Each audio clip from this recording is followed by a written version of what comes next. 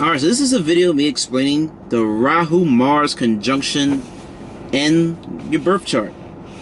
So what is the North Node Rahu? The North Node Rahu represents foreign, exotic things and stuff.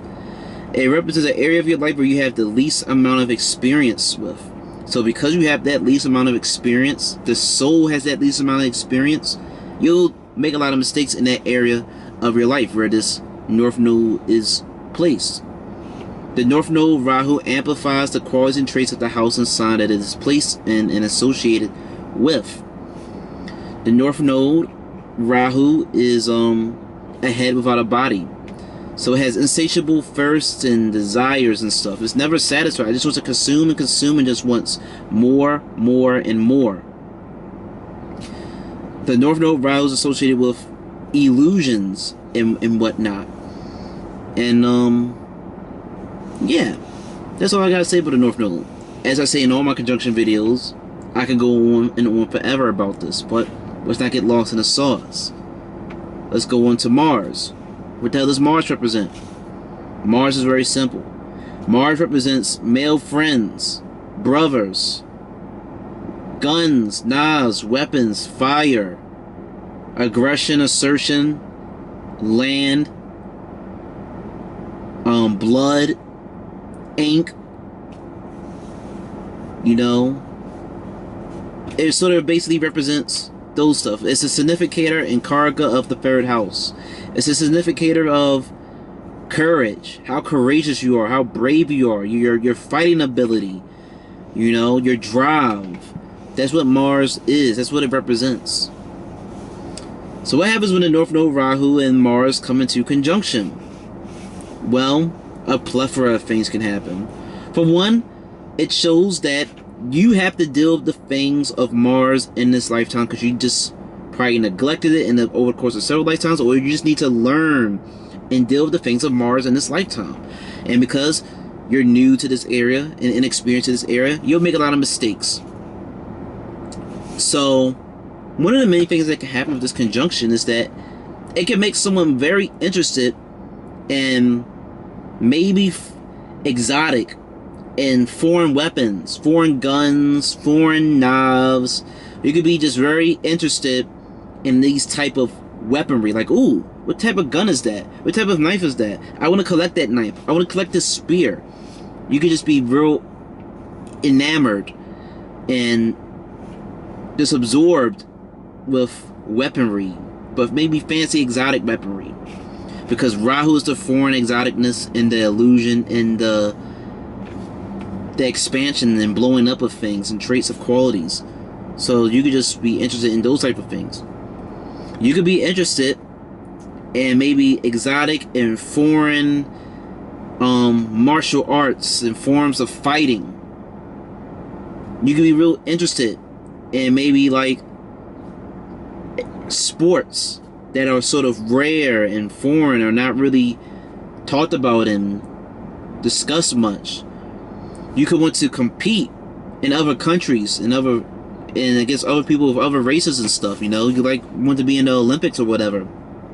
With this conjunction, you might really love to participate and be in or watch sports that really exemplify the qualities of Mars, which would be like blood drawing competitions that can get real bloody and messy.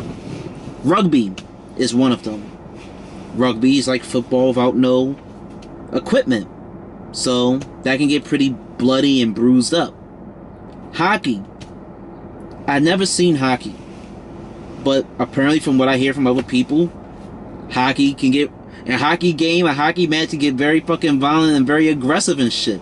So that is fucking that's a great example of Mars, especially with the conjunction of Rahu. The traits of Mars is just amplified. Boxing, mixed martial arts, street fighting, bare knuckle stuff, bloody ass sports of anger and aggression and assertion. You could either want to participate and watch him just be enamored in those type of things with this conjunction of Rahu and Mars in your chart. What else can I say about this conjunction? You might have foreign or exotic or whatever male friends. You might have a brother who lives overseas in another country or something with this conjunction. And this conjunction, you know, it could be a very destructive conjunction depending on the house or sign that this conjunction is in, because just like, you know, with Rahu's sun, Rahu is air and Mars is fire. Fire needs air, and this can just boom, blow shit up, make shit huge. This conjunction can just make you just overreact, overconfident, overexert yourself, just overdoing shit in general. It's like Aang from Avatar: The Last Airbender in the first season, Book of Water, when he met Jong and he was beginning to learn firebending, but he was so fucking impatient. He was so impatient with learning these basic breathing exercises and routines, and he wanted to fucking firebend. He didn't want to go through these beginner steps, and he got impatient, and he finally jumped ahead and started firebending. But he was too careless, he was too reckless, he was too overconfident, and he ended up losing control of the fire and burning his soon-to-be he ended up burning his future goddamn wife, Katara and shit. So that's one little example of like what can happen for a Rahu Mars conjunction. You can just go over the top. You can just burn shit down. And in a sense, metaphorically, Rahu Mars conjunction can burn shit down, because Mars itself sort of inflicts damage and pain when it's on the house and the planet that it is sitting with. It sort of pierces it. It does damage first. It sort of hurts the qualities of the house and sign that it's associated with to an extent. So I forgot where I was about to go with this, but this conjunction can be very beneficial in Apucha houses, which are the 3rd, 6th, 10th, and 11th house. These are houses supposedly where if you have planets there, that the results of the planets, the quality of the planets, they will grow and mature and just improve over time. But for the sake of this example, I'm more so showing that, well, actually, yeah, this conjunction can be great in all 4 of those houses I just said. 3rd, 6th, 10th, and 11th. In the 6th house, this conjunction can be very good because what does the 6th house represent? The 6th house represents obstacles, enemies, diseases, and deaths. So with this conjunction, especially if there's like really no benefic aspects and it's just straight up malefic influences, then this conjunction in the 6th house can give you the fighting power, the courage, the cunningness, the griminess to face the obstacles that life's going to throw at you. Whether it be your health, whether it be diseases, whether it be bills, you are going to have the fighting ability of Mars and the cunningness of Rahu to fight through all these things and not let them hold you down. When is it in the 10th house? That 10th house is the career. It's your job. If you want to get a certain job, a particular job, and you're very goal-oriented, this conjunction can give you that drive to fight through all the obstacles that you're going to have to face in the corporate world. It's going to make you very confident and assertive and strong and fiery in the work department, in the work environment.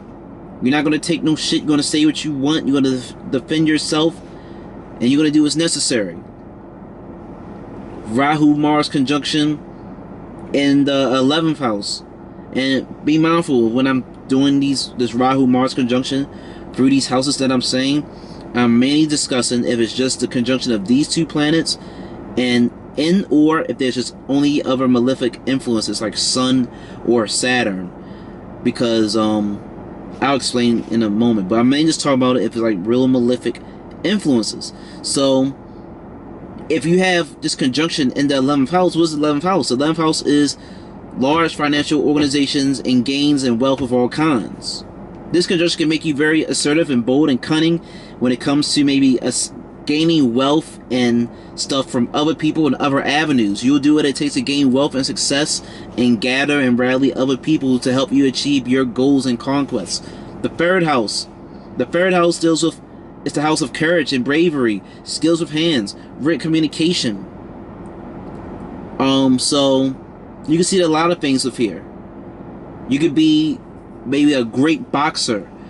You could be someone, yeah, you just be someone who's a great boxer, very good at maybe building and fixing things with your hands, or a very forceful communicator, very aggressive style or cunning style of communicating.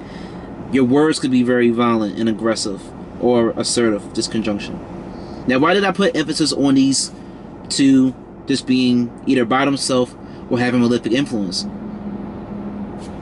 The reason I said this is because typically, if a planet is under a lot of malefic influences, or if a planet is debilitated, then the higher consciousness, the higher awareness of that planet is essentially damaged, and they'll tend to operate and behave on more so of a worldly, materialistic manner and sense.